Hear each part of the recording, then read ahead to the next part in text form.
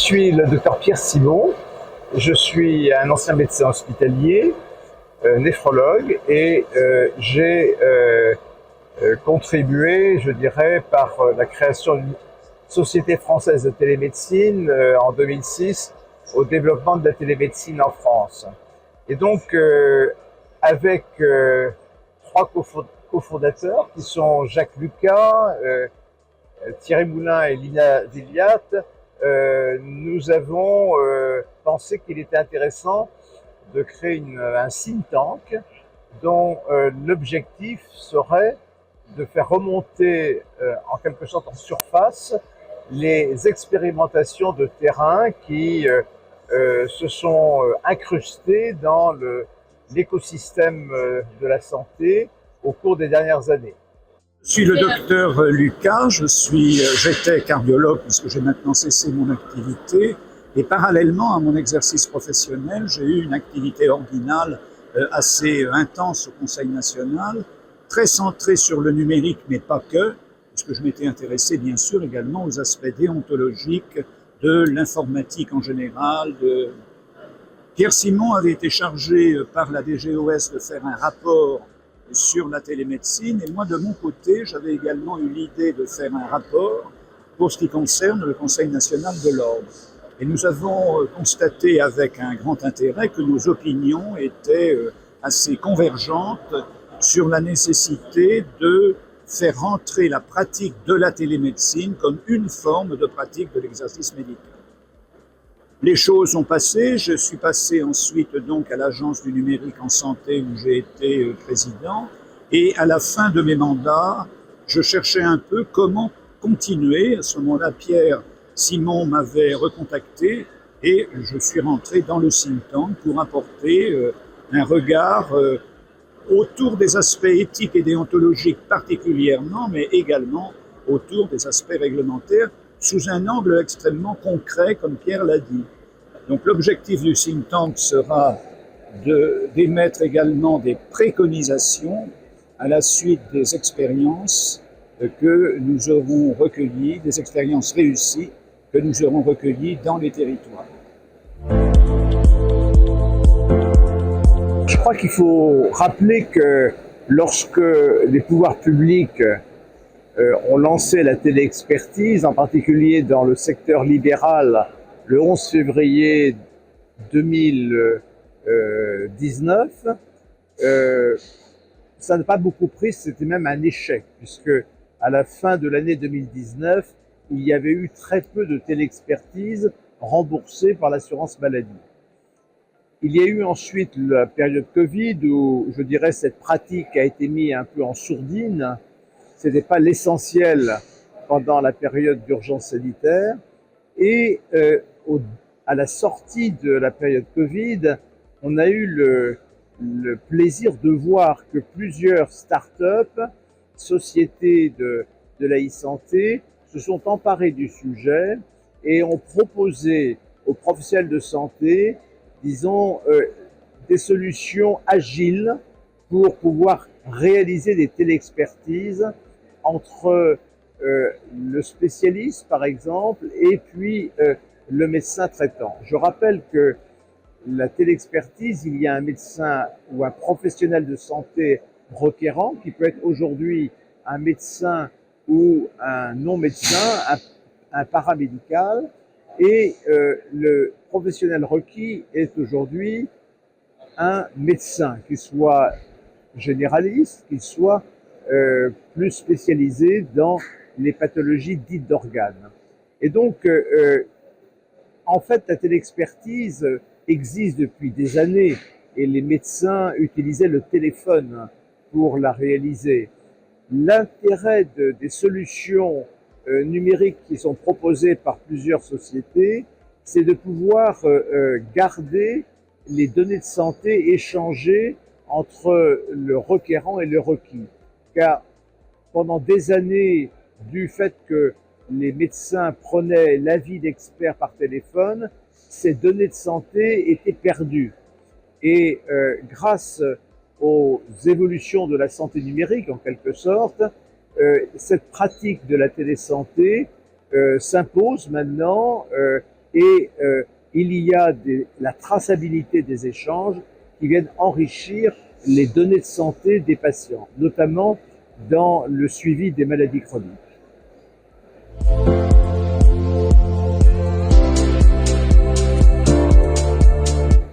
Il faut aussi, dans les territoires, considérer que très souvent des personnes de premier recours, des professionnels de premier recours pour les patients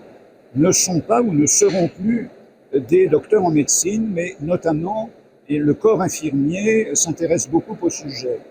Nous avons recueilli l'expérience de ce qui se réalise dans le Grand Est et ce qui se réalise également en Occitanie,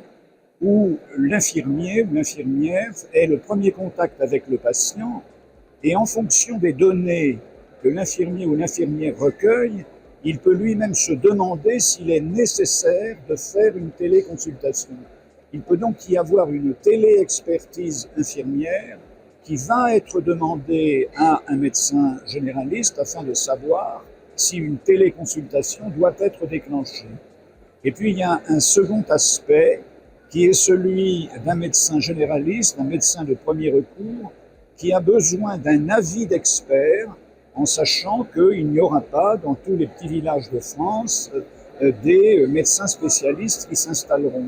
Et donc il peut y avoir une téléexpertise cardiologique, par exemple, qui peut être effectuée à distance, alors que le médecin traitant est en présence du patient, ou ça peut être fait de façon très différée.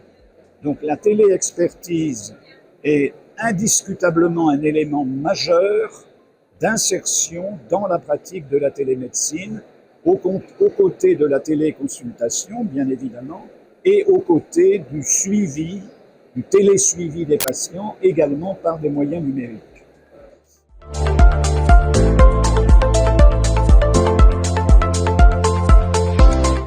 Alors, j'ai collaboré plusieurs fois avec CGM dans le champ de la téléconsultation. J'avais été agréablement surpris par l'agilité, disons, de la solution numérique proposée par CGM, notamment pour la téléconsultation. Et j'ai découvert, en travaillant sur la téléconsultation qui pouvait se faire dans les pays africains en particulier, avec une action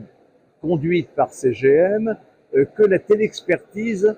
pouvait également être réalisée, car les solutions technologiques proposées par CGM permettaient aussi de faire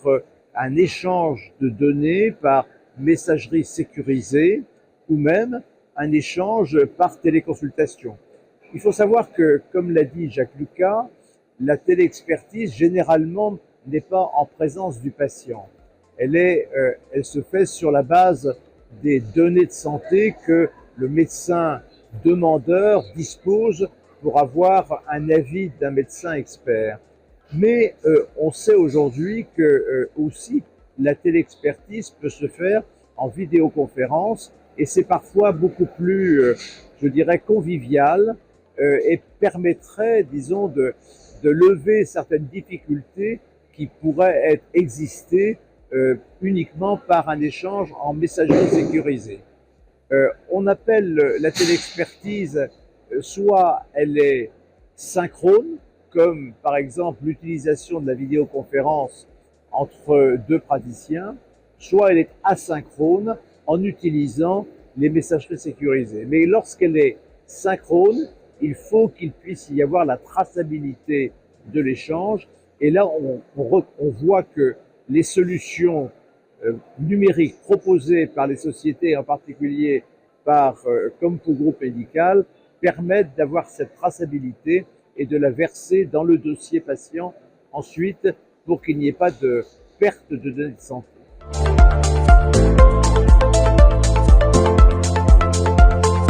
Personnellement, je crois que la téléexpertise peut s'appliquer à toutes les pratiques de la médecine, puisque, comme on vient de l'évoquer, les données vont être recueillies par un médecin de proximité ou par un autre professionnel de santé de proximité, et que ces données vont être transmises à ce que l'on appelle un expert, c'est-à-dire quelqu'un qui est un peu plus compétent dans un domaine sélectif. je ne vois pas véritablement qu'est-ce qui pourrait être exclu de la téléexpertise en dehors du fait qu'un certain nombre de données vont conduire au fait, non pas à un diagnostic, mais à une conduite à tenir. Et dans cette conduite à tenir, il peut y avoir la nécessité d'un examen physique du patient ou d'un examen complémentaire. Je pense par exemple à une IRM, un certain nombre d'investigations qui vont bien évidemment demander la présence du patient. Ceci étant, c'est pour ça que j'ai parlé de l'IRM, il peut y avoir une radiologie de premier recours en quelque sorte et une radiologie de second recours avec des IRM. Donc il faut voir que la téléexpertise, elle peut également exister au sein même d'une spécialité où il va y avoir des transmissions à distance, des images, c'est le cas de l'image, qui vont être envoyées à un expert distant. Cela a été le cas d'ailleurs pour les accidents vasculaires cérébraux, où Lille en particulier s'était mis en avance sur ce sujet-là. Donc dans l'avenir, la téléexpertise est amenée bien sûr à un grand développement. Alors j'ajouterais à ce qu'a dit Jacques Lucas que moi qui suis un hospitalier et qui a vécu les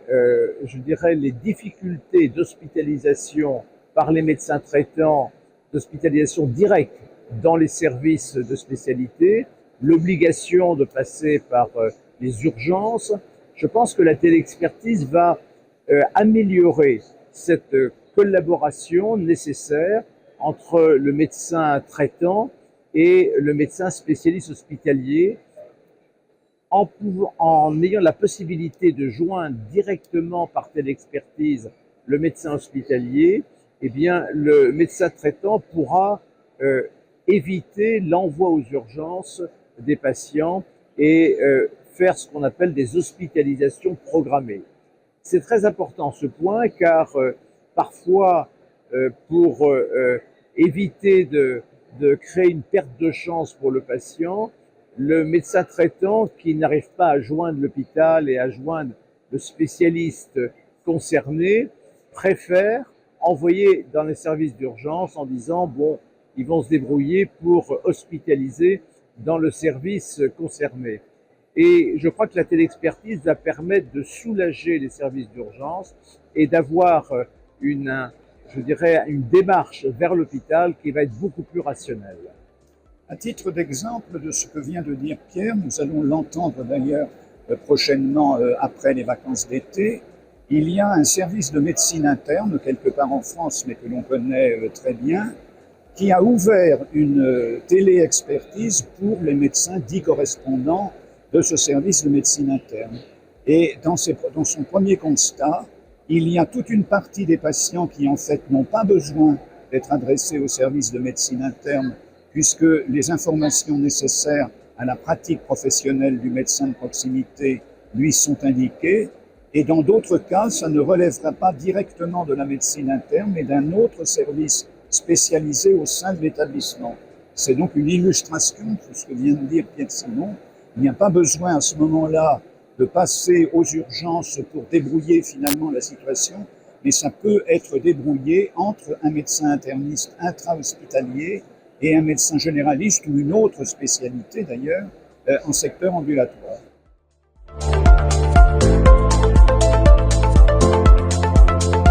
Je pense que CGM est un leader sur les logiciels métiers des professionnels de santé. Et je pense qu'une société comme CGM peut contribuer au développement, agile, parce qu'il faut que ce soit agile pour les professionnels de santé, au développement agile de la téléexpertise en intégrant les solutions d'accès à un professionnel requis au sein de son logiciel métier, pour qu'il n'y ait pas trop d'outils, à utiliser pour le professionnel. Et je pense qu'il y a cette possibilité avec CGM à partir du logiciel que j'ai découvert, en particulier dans la téléconsultation. Je crois que les éditeurs en général et CGM en particulier doivent être très attentifs aux besoins qui sont exprimés sur le terrain. Ce sont donc les professionnels de premier recours, les médecins généralistes en particulier, mais les autres professionnels également, qui vont exprimer ce que de Pierre Simon d'ailleurs vient de dire, c'est qu'il faut que les ordinateurs finalement soient chargés des solutions et qu'il soit très simple de passer du dossier médical informatisé du patient au sein du cabinet à une possibilité de téléexpertise, éventuellement en direct, mais ça peut être une situation tout à fait exceptionnelle, et plus souvent en différé.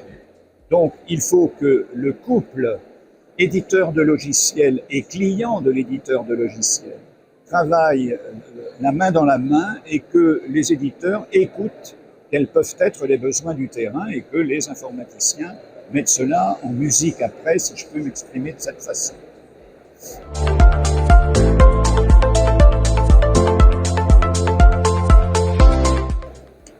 Alors, tout compte-rendu d'échange au cours d'un acte de télésanté doit être assuré d'une confidentialité et d'un partage avec le dossier du patient. Donc la question que vous posez, c'est essentiellement celle de la cybersécurité du dossier du patient et je pense qu'un éditeur comme pour Groupe Médical a certainement intégré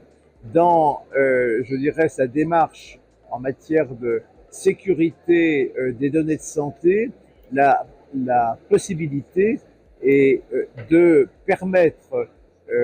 aux données de santé de la téléexpertise, qui sont les résultats des échanges de la téléexpertise, de permettre à ce que ces données rejoignent un dossier patient sécurisé.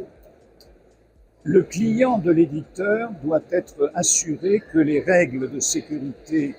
qui protègent le secret, qui couvrent les données personnelles de santé, sont absolument garanties par l'éditeur. Ce n'est pas aux professionnels de santé de vérifier que les outils qu'il utilise et dont il s'est procuré et qu'il a acheté assurent cette sécurité. Donc c'est ce que j'ajoute, et je sais que CGM en particulier est très attentif à l'éthique de la protection des données, qui est un élément majeur, puisque en matière de téléexpertise comme en matière de téléconsultation, il y a les éléments du dossier qui sont très importants, mais lors de la circulation des informations par les réseaux, il faut bien évidemment que le réseau lui-même soit sécurisé.